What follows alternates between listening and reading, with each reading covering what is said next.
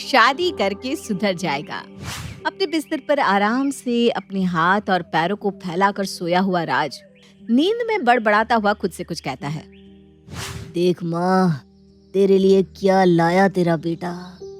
तेरे लिए अपनी पहली तनख्वाह लाया है माँ। शर्मा क्यों रही हो माँ, रख लो। ये तुम्हारे ही विश्वास का तो फल है।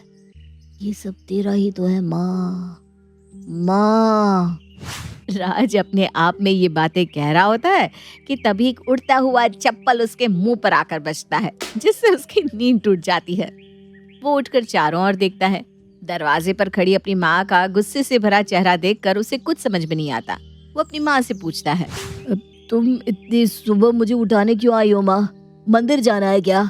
अरे कुंभकर्ण, अब तो होश में आ जा। सुबह के 11 बज रहे हैं। दिन भर बस गेंडे की तरह खाता है और सोता है। अब तो बच्चा नहीं रह गया, 26 साल का घोड़ा हो गया है। जरा तो शर्म कर ले। कल को तेरी बीवी आएगी, बच्चे होंगे, उनका खर्चा कैसे चलाएगा? सोचा है कभी? जब वो बच्चा तुझसे खाना मांगेगा तो क्या कहेगा उससे? कैसे पेट भरेगा उसका? क्या मम्मी, तुम भी ना सुबह सुबह बीवी बच्चों की बातें लेकर बैठ गई। कहाँ से आएगी बीवी? कहाँ से होगा बच्चा? जो लड़का फूटी कौड़ी नहीं कमाता उसके पीछे कौन अपनी बेटी देगा? चलो जाओ, अब मुझे ना 2 घंटे और सोने दो। लौट कर इस बारे में बातचीत करते हैं। कैसा नालायक है तू। किसी ने सही कहा है, पत्थर पर सर मारो तो अपना ही सर फूटेगा। गुस्से में मनीषा दरवाजा जोर से बंद कर हॉल में जाकर अपनी फ्रेंड को फोन करती है। अरे क्या कहूँ यार नम्रता, जिंदगी खराब हो गई है। वैसे माफ करना, तुझे सवेरे सवेरे फोन कर दिया। तू अपने घर के कामों में लगी होगी ना। पर ये राज ना खून पी लेता है, क्या करूँ? कहीं तो आदमी जी हल्का करेगा ना। कोई बात नहीं मनीषा, बोल क्या हुआ? बड़ी टेंशन में लग रही है। सब ठीक तो है ना? कुछ हुआ है क्या? अरे होने को क्या पड़ी है, वही रोना। इसका नौकरी का एक दिन का भी उठाना नहीं चाहता अपने हाथ से। अब स्वयं नारायण आकर थोड़ी ना तिजोरी में नोटों की गड्डी रखकर चले जाएंगे। ये उठकर कोई काम करना ही नहीं चाहता। मैं तो बोल बोल कर हार गई। बस इतनी सी बात तो इतना परेशान हो रही है? अरे भाई, ये आजकल हर घर का किस्सा हो गया है। मेरा देवर भी ना बिल्कुल ऐसा ही निकम्मा नकारा था, पर जैसे ही उसकी शादी करवाई बिल्कुल लाइन पर आ गया। अरे पर इससे शादी करेगा कौन? और कल को मान लो कोई लड़की मिल भी गई तो कमाएगा कौन? कहाँ से घर चलेगा? तो मैंने कब कहा कि घर पर बैठने वाली लड़की लेकर आ? वर्किंग लड़की ला जो खुद जॉब करे, और उससे काम करता देखकर इससे भी शर्मा ही जाएगी और फिर दोनों काम करने लगेंगे। फिर क्या घर संभलना, खुद ही संभल जाएगा। अरे वाह, क्या बात कही है तूने नम्रता। ये तो मैंने सोचा ही नहीं था। तो इंतजार किसका? कर दे शादी, सुधर जाएगा। मनीषा को अपनी सहेली का आइडिया बड़ा अच्छा लगता है। वो इस बारे में अपने बेटे से बात करती है।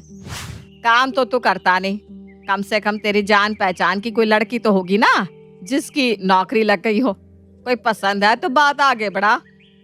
क्या मम्मी, मुझे कौन पसंद होगी? कोई भी नहीं है। पढ़ाई नहीं की समझ में आता है, नौकरी नहीं की वो भी समझ लिया मैंने, पर एक ढंग की लड़की तक नहीं ढूंढ पाया तू। भगवान जाने क्यों हमने तुझे कॉलेज भेजा, क्यों ही पैसों में आग लगाई। एक अच्छी कमाने वाली लड़की आ जाती तो कम से कम तेरा खर्चा तो उठा लेती। इस उम्र में मेरी छाती पर मूंग तो नहीं डलता तू। मेरा क्या है, कितने दिन जीऊंगी मैं? फिर मारा मारा फिरेगा तब याद आएगी माँ की बातें। ये क्या कह दिया मम्मी तुमने आज? तुमने ना मेरे अंदर के इंसान को जगा दिया है मम्मी। अब तो मैं लड़की ढूंढ कर ही रहूंगा। और इस बात को पहली बार राज इतना सीरियसली ले लेता है कि मैट्रिमोनियल साइट पर अपना एक नकली प्रोफाइल बनाता है, जिस पर वो खुद को एक कंपनी का मैनेजर दिखाता है। और उसकी प्रोफाइल देखकर स्नेहा उसे कांटेक्ट करती है। इस लड़की ने मुझे मैसेज किया है, 50,000 कमाती है ये। अब तो इस लड़की को हाथ से जाने नहीं दूंगा। अगर इसे बहू बना दिया तो मम्मी की सारी शिकायत खत्म हो जाएगी। राज रोज स्नेहा से बातें करने लग जाता है और स्नेहा भी राज की बातों में दिलचस्पी लेने लगती है। 15 दिन की फोन पर चैटिंग के बाद एक दिन दोनों मिलने का प्लान करते हैं। एक बड़ी सी काले रंग की गाड़ी में स्नेहा रेस्टोरेंट के बाहर आकर उतरती है। क्या बड़ा हाथ मारा है तूने राज। ये लड़की तो हमारे घर की गरीबी ही खत्म कर देगी। अब तो मुझे अपने बुढ़ापे की फिक्र करने की भी जरूरत नहीं है। मुझे आपकी ये बात बड़ी अच्छी लगी। इतनी अच्छी हैसियत के होने के बाद भी इतने मिनिमल रेस्टोरेंट पे मिलने के लिए आपने चुना। ये सादगी मुझे बहुत भा गई। एक लंबी बातचीत के बाद मुझे जैसा लड़का चाहिए था अब बिल्कुल वैसी ही है। मुझे लगता है अब हम इस रिश्ते को आगे बढ़ा सकते हैं। और क्या था, 1 महीने बाद शादी की तारीख निकलती है। स्नेहा और राज की शादी हो जाती है। शादी के बाद लाल जोड़े में स्नेहा बहू बनकर राज के घर आ जाती है। देख लिया मनीषा, कैसे तू हर वक्त मेरे बेटे को कोसती रहती थी। आज देख 50,000 रुपए कमाने वाली बहू को लेकर आया है मेरा बेटा। वैसे बस शादी में कोई अड़चन ना हो इसलिए हमने ज्यादा जांच पड़ताल नहीं की। अब अच्छे से बताओ बहू, कहाँ काम करती हो तुम? मैं तो कोई काम नहीं करती पापा जी। काम तो राज करते, वरना 1 लाख महीने का कमाना कोई छोटी बात थोड़ी ना है। मैंने तो जैसे ही उनकी प्रोफाइल देखी थी मैं फिदा हो गई थी। मैं ना हमेशा से ऐसा ही लड़का चाहती थी जो बहुत अच्छा कमाए और उसके पैसों पर मैं राज करूं। स्नेहा की बातें सुनते ही नम्रता सबसे पहले कोना पकड़ लेती है। आखिरकार बेटे की शादी करने का सुझाव भी तो उसी का था। मनीषा का सर चकराने लगता है। अगर तू कमाती ही नहीं है तो वो सब क्या था? तेरा गाड़ी से आना, वो सब दिखावा दिखावा ही था मम्मी जी। अब अमीर लड़का पटाना है तो इतना तो करना ही पड़ेगा ना। मेरा ये लहंगा भी ना भाड़े का है। राज जी जरा 10,000 दीजिए ना। 2 घंटे बाद दुकान वाले इसे लेने आएंगे। लहंगे का रेट ही है ये। अब आपके घर की बहू की कोई बेइज्जती करे आपको बर्दाश्त थोड़ी ना होगा।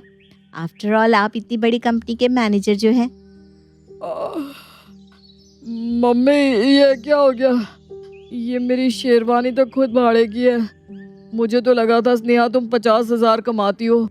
तुम्हें बीवी बनाने के लिए तो इतना खर्चा किया हमने। अब ये सब खर्चा कौन भरेगा? मैंने तुझे कहा था मैं पुराने बक्से से निकाल कर साड़ी पहन लूंगी, पर तुझे ही इतना दिखावा करना था। मतलब तुम भी मेरी तरह निकम्मे ही हो? हे भगवान, इतना ड्रामा करने का क्या ही फायदा हुआ। खैर टेंशन लेकर क्या होगा। मम्मी जी आप मेरे लिए ना स्वादिष्ट नाश्ता बना दीजिए, मैं कमरे में जा रही हूँ। ये तो बिल्कुल मेरी ही कॉपी आ गई मम्मी। अच्छा बना ही रही हो तो मेरे लिए भी कुछ बना देना। मैं भी एक नींद ले ही लेता हूँ। ये लड़का, अब तो मुझे कुछ करना ही पड़ेगा। शाम के वक्त दोनों मियाँ बीवी आराम से अंगड़ाइयाँ लेते हुए उठते हैं और पैर फैलाकर टीवी देखने लगते हैं। एक दिन तेरा पति इस टीवी के अंदर आएगा, देखना स्नेहा। और पिक्चर की हीरोइन आपकी बीवी होगी राज, देख लेना। करना धरना कुछ नहीं दोनों निकम्मों को। बात दुनिया भर की करवा लो इनसे। टीवी बंद करो। खर्चा कैसे चलेगा इसकी फिक्र है नहीं, और टीवी का बिजली का बिल अलग बढ़ा रहे हो। मम्मी जी इतना टेंशन क्यों लेती है? राज ने समझाओ ना, एक ही लाइफ है। टेंशन ना ले वरना तबीयत बिगड़ जाएगी।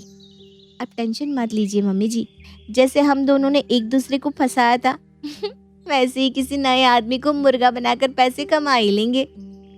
मनीषा के पास निकम्मा राज क्या कम था, जो अब निकम्मी स्नेहा भी आ गई थी। और अगली सुबह 11 बजे तक दोनों आराम से घोड़े बेचकर सोते रहते हैं, मानो तिजोरी में उनके लिए पुश्तैनी धन रखा हो। बेफिक्रों की तरह बिस्तर पर पड़े हुए नए युगल जोड़े पर एक बाल्टी पानी मारकर मनीषा उन्हें जगाती हुए कहती है, उठो उठो, सपने से बाहर आ जाइए महाराजा महारानी जी। मैंने खर्च निकालने का उपाय ढूंढ लिया है। देख लिया स्नेहा, मुझे पता था मम्मी कुछ ना कुछ इंतजाम कर ही लेगी। वैसे क्या उपाय निकाला है मम्मी तुमने? और तुम्हारे हाथ में ये इतने बड़े बड़े बैग क्यों हैं? हमें हनीमून पर भेज रही हो ना तुम। पर तुम्हारे पास इतने पैसे कहाँ से आए मम्मी? छिपा कर रखे थे क्या?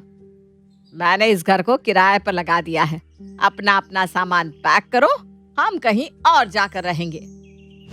और अपना अपना सामान बांधकर स्नेहा, राज, प्रेम और मनीषा घर से निकलने को तैयार हो जाते हैं। तभी राज कहता है, बेघर क्यों कर रही हो? कमा लूंगा ना मम्मी।